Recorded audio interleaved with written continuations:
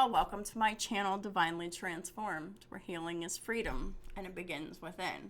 And together we break the chains of karma and reclaim our power and rise into divine sovereignty. Your path to autonomy and freedom starts right here. Welcome back to my channel, whichever the case may be. I'm so glad that you could be here with me today for another installment of my special presentation of my Dark Feminine Energy series.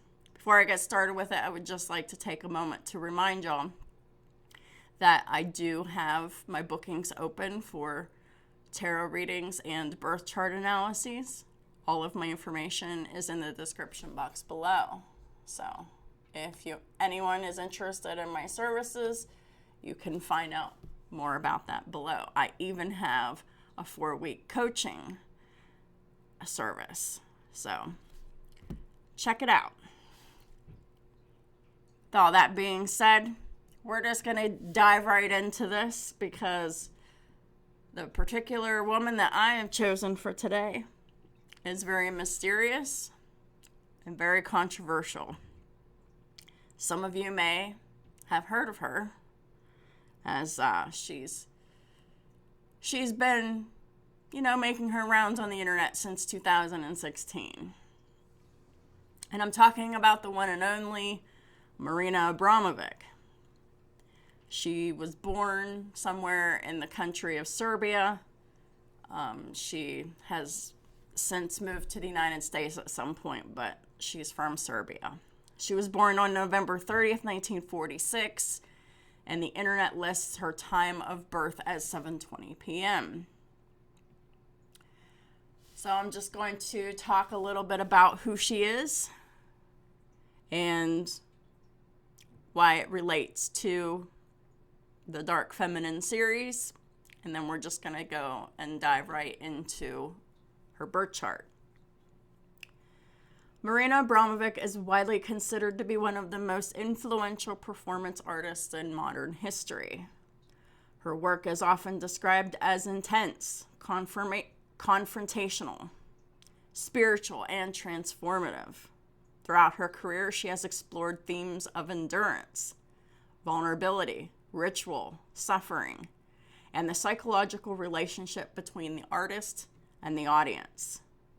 Many of her performances push the limits of physical and emotional endurance. In works such as Rhythm Zero, where audience members were invited to interact with her body using objects that ranged from harmless to dangerous, Abramovic explored the darker aspects of human nature and collective psychology. This fearless confrontation with shadow is deeply aligned with the dark feminine archetype. The dark feminine does not avoid discomfort, taboo, or psychological depth. Instead, it transforms those experiences into wisdom, power, and creative expression. It is the archetype of the priestess, the mystic, and the alchemist.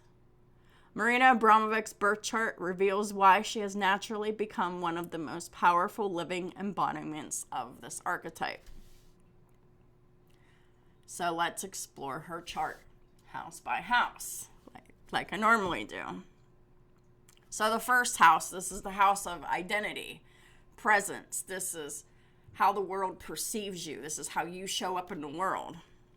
She has a Cancer ascendant, which is ascendant's the first house. But she also has Saturn and Pluto, both in Leo, in the first house. Marina Abramovic's presence carries both emotional depth and formidable intensity. Cancer rising gives her an instinctive sensitivity to emotional and psychological environments. Cancer ascendants are often extremely perceptive and able to feel subtle emotional currents within a room. However, the first house is also occupied by Saturn and Pluto in Leo, which dramatically intensifies her presence. Pluto in the first house gives individuals an aura of transformation and psychological depth. People with this placement often provoke strong reactions because their presence brings hidden emotions and truths to the surface. Saturn in the first house adds discipline, endurance, and resilience. These individuals often develop extraordinary mental strength through life challenges. Together, Saturn and Pluto in the first house perfectly describe Abramovich's artistic persona: powerful, intense, disciplined, and transformative. The second house is the house of value, self-worth, your resources. She doesn't have any major planets located in the second house in her birth chart, but the house still represents Marina Abramovich's values. Given the strong Scorpio and Pluto themes in her chart, her sense of value likely revolves around artistic transformation rather than material security. Her art consistently prioritizes psychological depth over comfort. So she's more about her artistic and authentic transformation. Did I say artistic? Her sense of value revolves around authentic transformation. Material security doesn't really matter much to her because she's so focused on authentic transformation. Honestly, that's something she and I have in common. Her third house is the house of communication, learning, thought patterns. She doesn't have any major planets in here, but her communication style is influenced by her chart as a whole. Because her Mercury is in Scorpio, but her Mercury in Scorpio is in the fifth house, not the third house. But because her Mercury is in the fifth house, her communication style tends to be psychologically penetrating and deeply introspective. She communicates through symbolism, ritual, and emotional intensity rather than casual expression, which explains a lot. Fourth house, roots and emotional foundations. She has two placements in her fourth house. Her Neptune in Libra is in here, and her Chiron in Scorpio is in here. So the fourth house represents early emotional environments, and inner psychological foundations. Neptune in Libra suggests that Abramovich's early life may have involved complex emotional dynamics around relationships and family harmony. So what that means is in her family, in her early childhood, she likely experienced a lot of power dynamics within family. Her Chiron in Scorpio indicates a deep emotional wound connected to themes of power, control, and emotional intensity within the home environment. So, in other words, in early life, Marina Abramovich allegedly felt powerless in her environment, and she was forced to be subservient to those that had the control and the power in the household or family. Many artists with strong Chiron placements transform their wounds into healing work. Abramovich's art often appears to function as a form of psychological and spiritual catharsis. I don't really think that her art really transforms her in a way that elevates her. I feel like, in my opinion, her art elevates emotional intensity to feel like a big release has occurred. But just because she's releasing large amounts of negative energy in this way, that doesn't necessarily make it transformative. She's got a massive fifth house stellium. The fifth house is all about creativity, self-expression, romance, children, pets, creativity, like I said. She's got so many planets in here. Just bear with me. It's a huge stellium. So she has her sun in Sagittarius in here. She's got her Mercury in Scorpio in retrograde, Venus in Scorpio retrograde, Mars in Sagittarius, Jupiter in Scorpio, Juno in Scorpio, and her vertex in Sagittarius.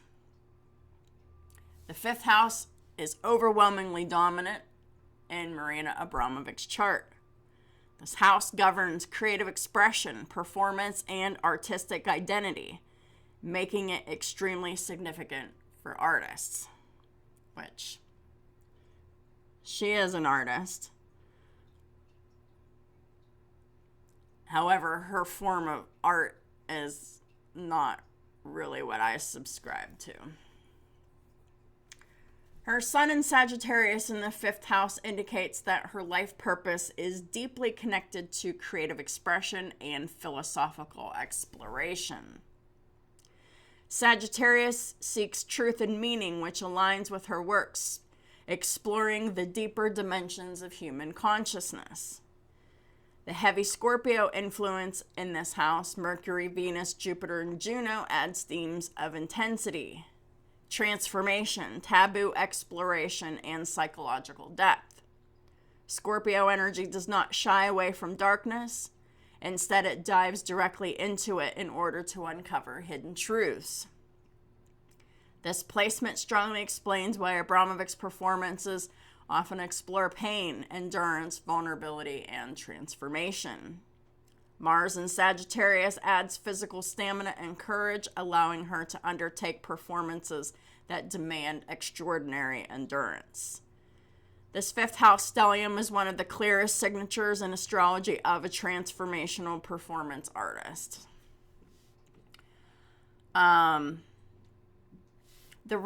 Mercury and Venus retrograde, this means that she processes internally, Mercury retrograde, and love for her, Venus and Scorpio, that is basically internal and hidden and complex for her. And if any of y'all have seen the documentary about her, I can't even remember what it was called because I watched it so many years ago. She definitely has a complicated love life, and it definitely reflects as such in her chart because her love life is intertwined with her creative performances. She is more passionate about her creative performances rather than a loving relationship. So her relationships often explore these themes of endurance and ritual and transformation with partners, like with her personal partners.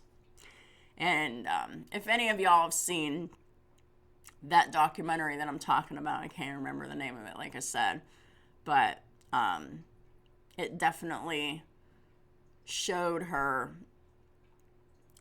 She was talking about her love, but they didn't seem to have like a traditional relationship. The relationship revolved around creative ritual performances. Her sixth house, which is the house of work, discipline, daily routines.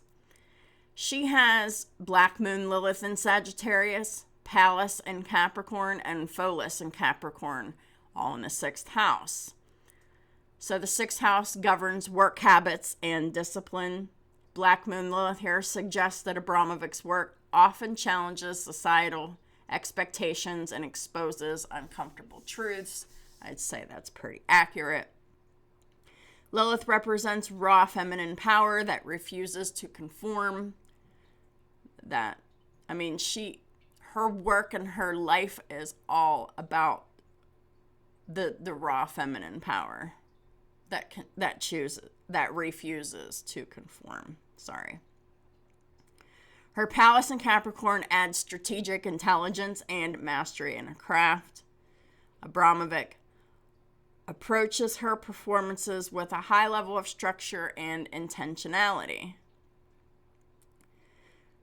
So, that being said, like, her performances are extremely structured and they're very intentional. Phyllis here suggests that seemingly small actions within her work can trigger powerful psychological transformations for audiences, and I feel like that tracks too, because, just speaking for myself personally, when I became familiar with her performance art, it deeply disturbed me. So, yeah. Her 7th house is the 7th house of partnerships. Her Ceres is in Aquarius in this house. The 7th house governs relationships and collaborations. Ceres in Aquarius suggests nurturing relationships that are unconventional or intellectually stimulating.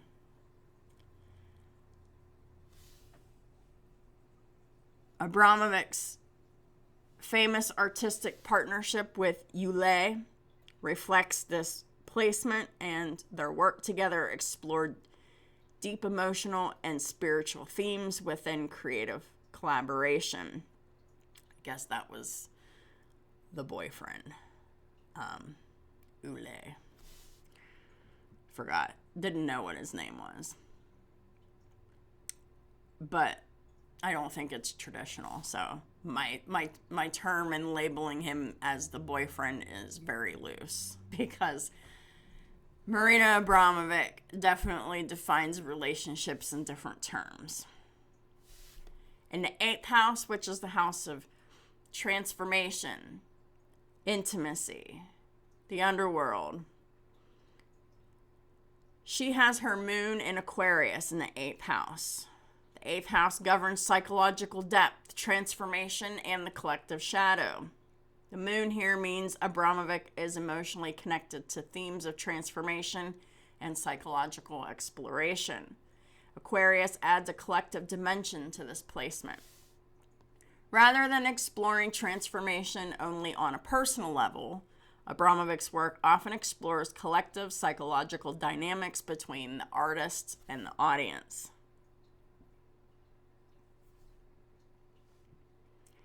The 9th house is about higher learning, spiritual exploration, your belief systems.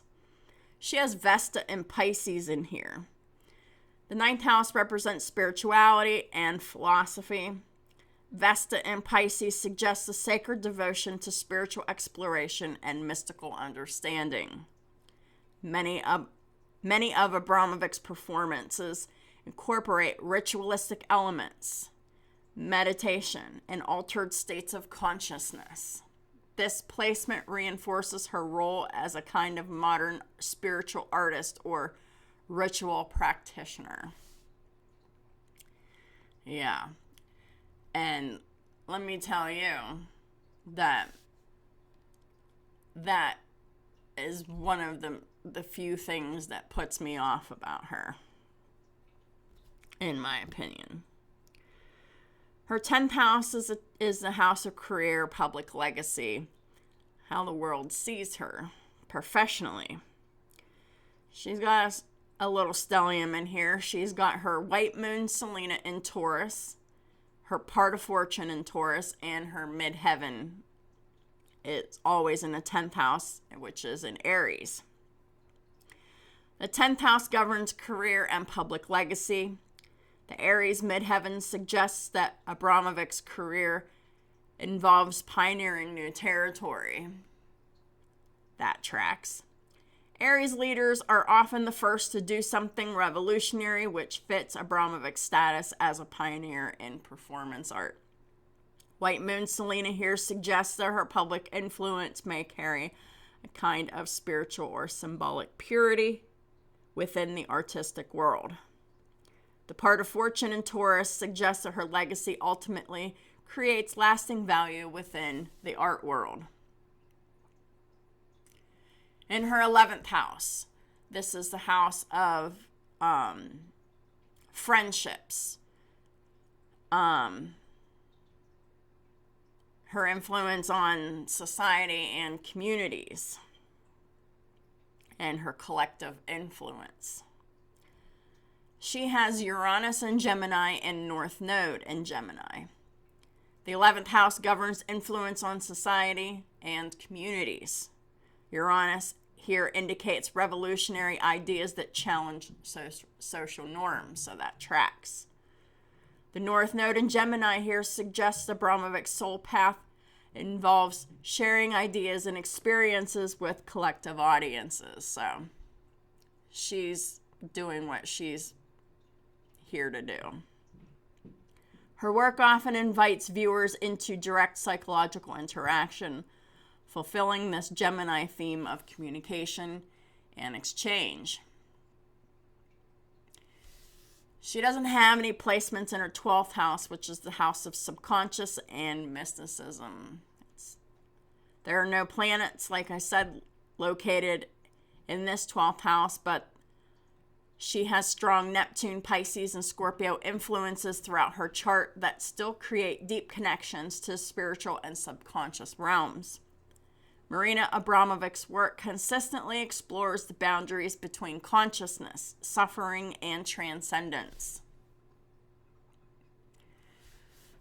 The most striking feature of Marina Abramovic's chart is the Scorpio concentration in the 5th house of performance and creativity. Scorpio represents transformation, psychological depth, and confrontation with shadow. When this energy dominates the house of artistic expression, it often produces artists who explore taboo subjects, emotional vulnerability, and spiritual transformation through creative work. This perfectly describes Abramovic's performances. Marina Abramovic's birth chart reveals a powerful archetypal journey. Her Cancer rising gives her deep emotional sensitivity, while Pluto and Saturn in the 1st house give her the strength to confront intense psychological territory. Her 5th house stellium, especially the Scorpio placement, shows that her creative expression is fundamentally about transformation and confrontation with shadow. Rather than avoiding discomfort or darkness, Marina Abramovic uses art as a form of ritual transformation. Through endurance, vulnerability, and symbolic performance, she invites audiences to confront their own psychological depths. In this way, Marina Abramovic represents a modern embodiment of the dark feminine archetype, the priestess who guides others through the underworld of human experience and emerges with wisdom. Oh, so remember that documentary I was talking about? I actually did list it. In 2010, Marina Abramovic performed The Artist is Present in the Museum of Modern Art in New York. For nearly 3 months, she sat silently at a table while visitors sat across from her one at a time. There was no speaking, no touching, no performance in the traditional sense, only sustained eye contact. Yet people frequently cried, experienced emotional breakthroughs, or described feeling profoundly seen. This performance was essentially about presence, witnessing, and silent psychological exchange. Her chart contains placements that almost perfectly describe this, which is, number 1, the moon in the 8th house, emotional transformation through others. Abramovic's moon in Aquarius in the 8th house is extremely significant. The moon represents emotional connection and emotional exchange. The 8th house governs psychological depth, transformation, intimacy, shared emotional space, and confronting hidden emotions. When the moon is placed here, a person naturally engages others in deep emotional exchanges that can be transformative.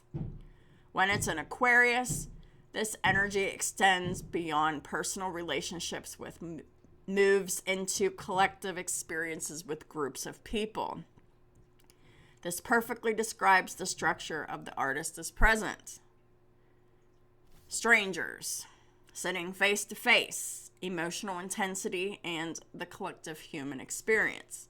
Her moon placement suggests that she has a natural ability to hold emotional space for others in transformative ways. The second thing that explains her biography of the artist's presence is her Scorpio stellium in the house of performance. Her chart contains a Scorpio stellium in the 5th house of performance, Mercury, Venus, Jupiter, and Juno. Scorpio energy seeks psychological truth and transformation. The 5th house governs performance, creativity, and artistic expression. When Scorpio energy dominates this house, creative expression often becomes a vehicle for confronting shadow and emotional depth.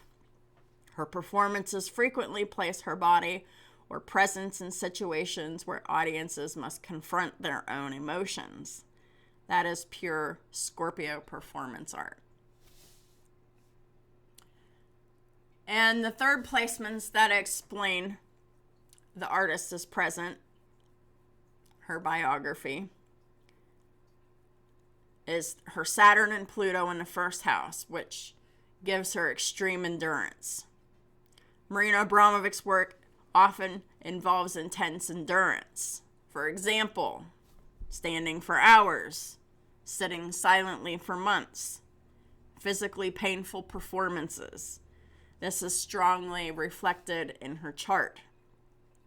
Saturn in the 1st house creates extraordinary discipline and stamina. Saturn rules endurance, structure, and long-term effort. Pluto in the 1st house adds psychological intensity and transformation. Together, these placements produce individuals capable of pushing themselves far beyond normal limits. This combination explains why Abramovic can perform pieces that require almost superhuman focus. If you can hear that sound upstairs, I can't help that. There's a bakery up there. So, I apologize for that. And I know that happened before, and I just kind of pretended like it wasn't happening. But I get so used to it. I hear that stuff all the time. But yeah, that's what you're hearing. There's a bakery upstairs. And number 4, her North Node in Gemini, which is witnessing and human exchange. The North Node represents her soul's evolutionary path. Well, everybody's in general, but we're talking about her right now. Marina Abramovic's North Node is in Gemini in the 11th house. Gemini is the sign of communication, exchange, and interaction. The 11th house governs groups and collective experiences. This suggests her life path involves facilitating meaningful exchanges between people within collective environments. This is exactly what the artist is present created. The piece became a shared experience between thousands of individuals. It was very uncomfortable for me to watch. I'll never watch it again. When you combine these placements, a clear pattern appears. She has Moon in the 8th house, emotional depth and transformation. Scorpio in the 5th house, artistic confrontation and shadow. Saturn and Pluto in the 1st, endurance and psychological intensity. And North Node in Gemini in the 11th, which is shared human exchange. This combination creates someone capable of holding powerful emotional space for others. Her presence alone becomes part of the artwork. So, that is what I have for y'all for Marina Abramovic's birth chart, her background, and explaining her placements and how she is definitely here doing what she's meant to be doing. Although, like I said before, not my kind of art. But it's for some people out there. It doesn't have to be, it just, basically, we're not for everybody. And so I'm not for everybody, she's not for everybody, and everybody else, they're just not for everybody. So we all have our niche of different kinds of people that we belong with. And we'll just leave it at that. What do you think about this? I thought that this birth chart's extremely interesting. I also feel like they're all extremely interesting, but last week I did Michelle Lemie's birth chart. It's really interesting. She has a couple placements in common with Marina Abramovic, which makes this series even more interesting because it seems like certain placements are just transformational, no matter how you slice it. So let me know what you thought of this. If this interested you, if you learned something from it, if you liked it, please just hit that like button. It really helps my channel out so much, and I deeply appreciate it. If you'd like to leave a comment, I'd love to hear from you. And if you haven't yet subscribed, please do. Thank y'all for supporting me on all of my platforms. And if you really like this video and you're interested in my services, like I said in the beginning, please check out all of my information in the description box below.